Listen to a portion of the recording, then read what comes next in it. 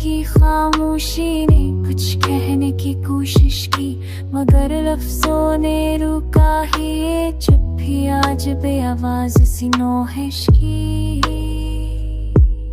कभी तुम मुस्कुरा देते तो दुनिया जगमगा जाती, मगर अब तो तेरी आंखों ने कोई सर्द सी रोश की।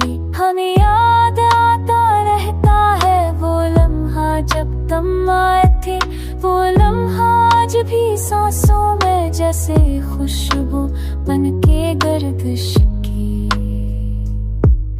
कभी चेहरा मला लहजा में उम्मीद की करन जागी, कभी ये दिल तरी दूरी से खुद ही खुद पर तन जोरा है कुछ की।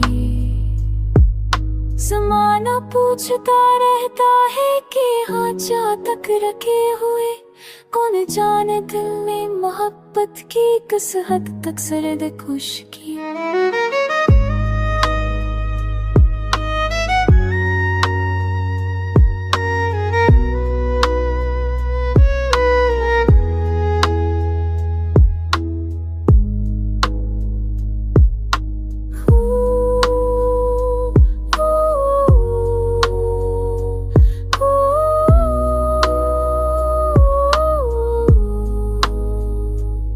तुम्हारे बाद ये दुनिया तो वही थी पर बदलती, हमारे घर एक कानूनी अपने अंदर लक ने नई आशस्त की। कभी लगता है शायद तुम पलट कर लौटाओगे, कभी लगता है तुमने याद से भी हमको फरामोशी।